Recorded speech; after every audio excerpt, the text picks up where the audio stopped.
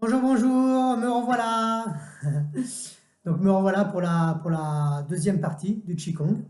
Donc voici un autre Qigong, euh, voilà, qui peuvent s'enchaîner avec celui que j'ai montré précédemment. Je ferai une vidéo à la fin pour vous montrer les enchaînements éventuellement que l'on peut faire et puis donner des indications sur la totalité en fait, hein, sur tout le groupe des Qigong. Voilà.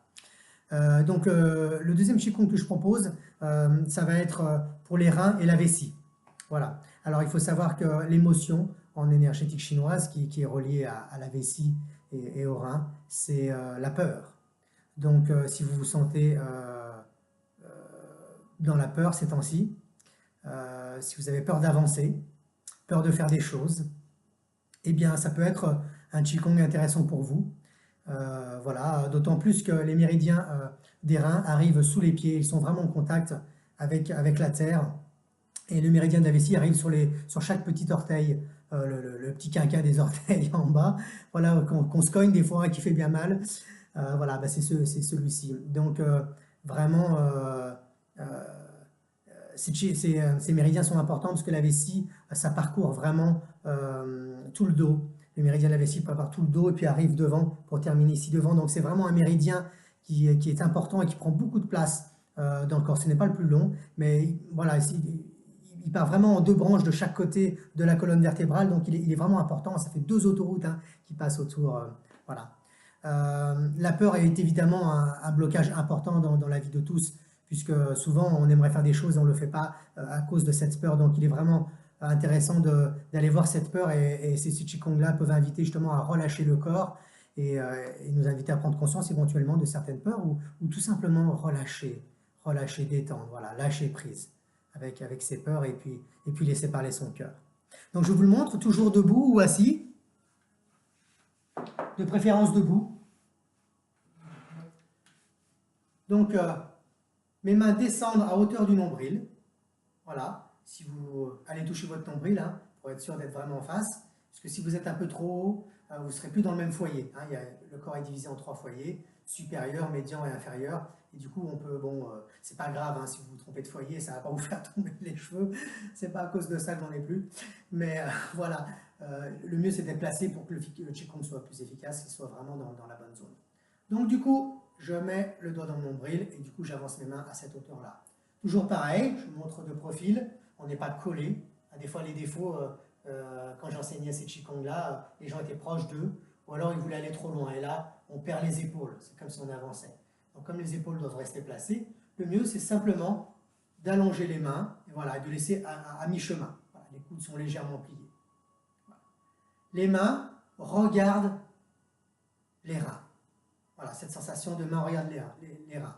Essayez d'avoir aussi les poignets un petit peu flex. Flex, c'est ça. D'accord? Là, c'est normal. Flex, c'est ça. Donc, je suis un peu flex. Voyez? Donc, je pose mes mains. Ensuite, comme pour le dernier Qigong, j'ai les jambes fléchies, un petit peu. On n'est pas droit, les jambes tendues. On essaye de fléchir, de plier l'aine. Voilà. Plus on plie l'aine, plus ça fait monter d'énergie. Mais plus c'est difficile parce que plus ça fait mal aux jambes. Donc voilà, c'est parti. Pareil, on peut fermer les yeux. Pour ceux qui n'ont pas l'habitude, ceux qui ont déjà l'habitude, on peut ouvrir les yeux. Dès que vous aurez l'habitude, entraînez-vous, même fermez les yeux, ouvrez les yeux pour voir la différence. Voilà, donc c'est un Qigong qui va aussi travailler l'ancrage, puisque ces méridiens-là arrivent sous le pied et sur le côté dans les jambes, hein, sont très présents dans les jambes aussi. Donc du coup, vous pouvez sentir aussi de l'ancrage. Alors ça reste de beaucoup travailler aussi les jambes. Donc effectivement, eh bien pareil, si ça bétonne dans les bras, comme pour le dernier Qigong que je vous ai montré, bougez les épaules, tournez la tête de droite à gauche si vous avez mal dans ces zones-là.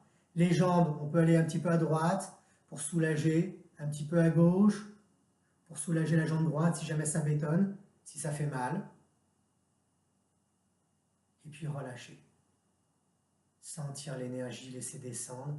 Laissez vos sensations personnelles arriver à vous. Tout est juste. Tout ce qui se passe à l'intérieur de vous est juste. Quand les douleurs arrivent, ce qui peut être intéressant, c'est d'aller vers elles, de ne pas vouloir à tout prix qu'elles s'arrêtent, qu'elles stoppent, mais plutôt aller les envelopper, aller les voir. Voilà. On se sert bien sûr du souffle. Quand l'énergie va circuler, soufflez, videz. Le fait de vider, c'est relâcher. Chaque fois qu'on expire, l'intention, c'est de relâcher.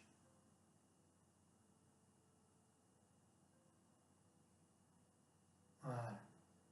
Pareil pour le temps que vous souhaitez. Quand vous en avez marre, vous arrêtez. Vous pouvez commencer à partir de 3-4 minutes. Essayez vraiment d'avoir quand même des sensations et augmenter le temps au fur et à mesure. Augmentez ce temps. Et puis quand vraiment vous arriverez à faire des 15-20 minutes, vous allez voir à partir de 10 minutes, il y a un espèce de plafond, il se passe vraiment quelque chose d'intéressant au-delà de 10 minutes. Voilà, enfin peut-être aurez-vous la même expérience que moi.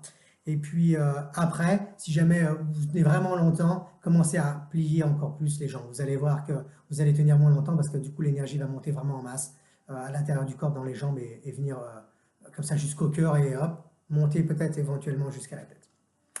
Voilà, voilà. Eh bien écoutez, j'espère que cet exercice va vous plaire. Surtout, ben, faites-vous plaisir, essayez-le, partagez-le. Et puis, n'hésitez pas à me faire vos retours, à me dire ce que vous en pensez, ce qui s'est passé pour vous. Si vous avez des questions, posez-les, je répondrai avec beaucoup de plaisir. Et vraiment, voilà, c'est pour notre bien-être à tous. Eh bien, écoutez, je vous souhaite une très belle journée et bah, à très bientôt. Bye bye!